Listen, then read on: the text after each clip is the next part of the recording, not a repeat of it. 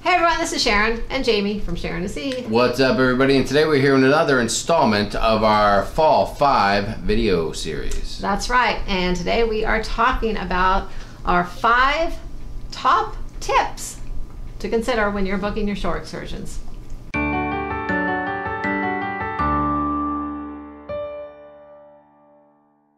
Alright Sharon, so here we are today with our top 5 tips when you're considering and booking shore excursions. What is your number 1 tip? Well, number 1, I would say, because this actually happened to us several years ago, is do not book too many active excursions throughout the week.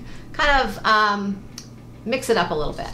So if sometimes you have several ports you stop at, sometimes you just have a couple ports. But if you have a port intensive cruise where you're stopping at least maybe 4 ports, don't try to do anything and everything active in all 4 ports. Kind of mix it up. Maybe do a couple days where you do an active excursion and then do a couple days with something more relaxing, maybe a day pass at a resort or something like that.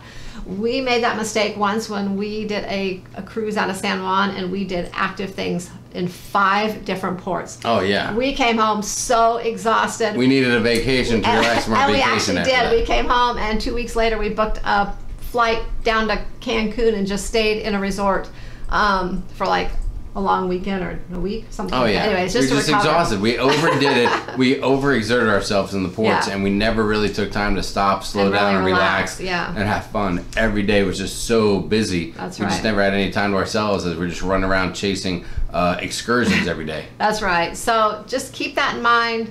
You know, hopefully there'll be other cruises to do more active excursions, but just kind of think about that and book a few active and a few not so active, and take that time to relax. All right, Jamie, what's number 2? All right, so number 2, I want to talk to you real quick about taxis. So when you get into port, quite often you're going to take a taxi to get to wherever you're heading, whether it's to a place where you're going to have an excursion, maybe you're just taking a day pass at a resort or something like that. Now you're not going to find a lot of Ubers and Lyfts in a lot of these countries and places you can visit, but they will have plenty of taxis. That's big business out there. And quite often when you're talking about pricing with taxis, a lot of times fares can be fixed. For instance, if you go to a place like Cozumel, they literally have a board with any location you can go to and the price that it'll cost to get you there. Other times you can haggle and negotiate a little bit with the taxi. But one thing's for sure, make sure that before you get in and go anywhere, establish a price. Usually they'll give you a price to get to a place, not just $2 for the first mile and $3 each additional,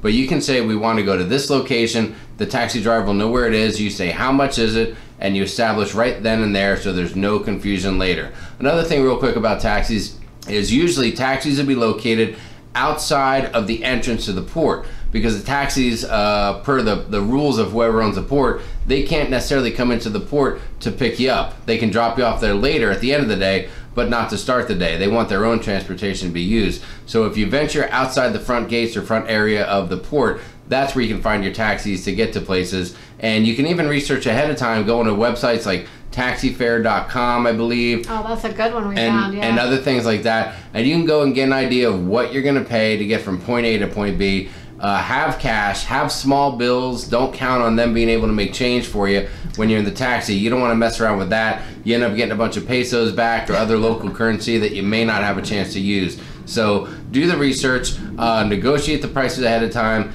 and you will never get caught you know, in a situation when you're trying to get a taxi to a place where you're trying to spend a day when you get into port for an excursion.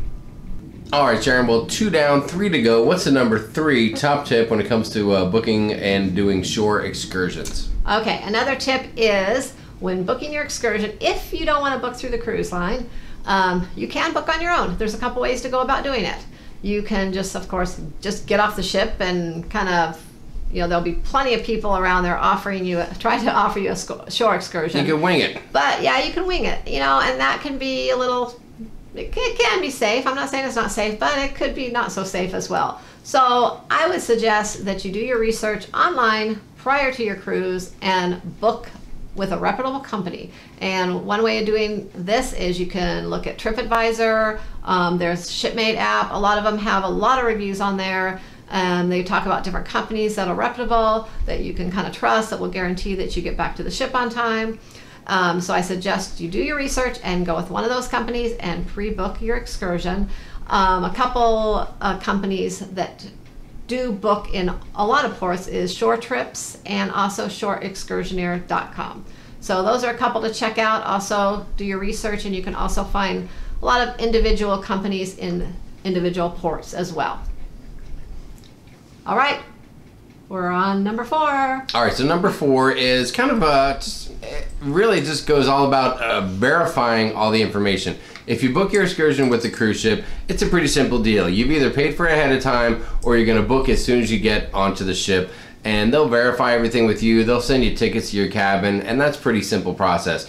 When you go outside of the cruise line, that's where you really want to pay a lot of attention. If you book ahead of time before you leave home, make sure you print out a copy of your reservation and your interaction with the company that you're dealing with. Make sure you know who you're looking for at the port. You have an established time and maybe what they look like. Are they wearing a company hat, a company logo on a shirt, or something like that? Yeah, contact number. Yes, the contact number is a great idea as well. And then once you get there, have a conversation with them about, where are we going to be going. You can verify the pricing at that point too, so that you know exactly what you're going to be paying for and what to expect. Whether you want to pay them up front or at the end, that's something that, usually they'll just get payment at the end of the deal. Hopefully you had a great experience. You have some small bills you can give them as tip as well.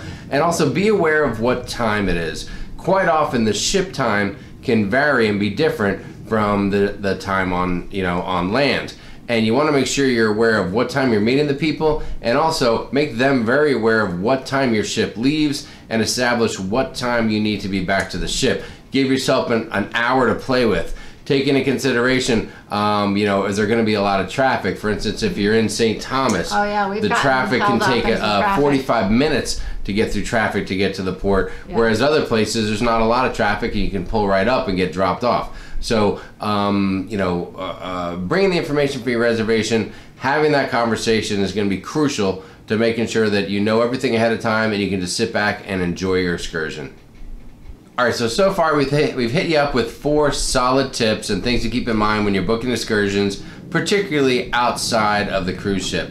Sharon, we're at number 5 now. What's your top 5 tip for booking excursions? Okay, I would say number 5 is bring cash for the ports. You're going to want cash for tipping, maybe buying some food or drinks off the ship, maybe souvenirs, things like that. Avoid credit cards if you can. Right. I would not use my credit card in any Caribbean or Mexican ports. If you're in maybe Alaska, Canada, some of those, I would use my card probably. But not the Caribbean ports and Mexico. So also take into consideration the conversion factor. Like Mexico, there is a conversion factor. You can there is an app you can put on your phone that will, make the conversions for you, just so you know that you are, I guess, paying the right amount. That way, if you can negotiate in the local currency and then pay the equivalent of that in US dollars, you can do pretty well for yourself. Right. So that's it on bringing cash and things like that.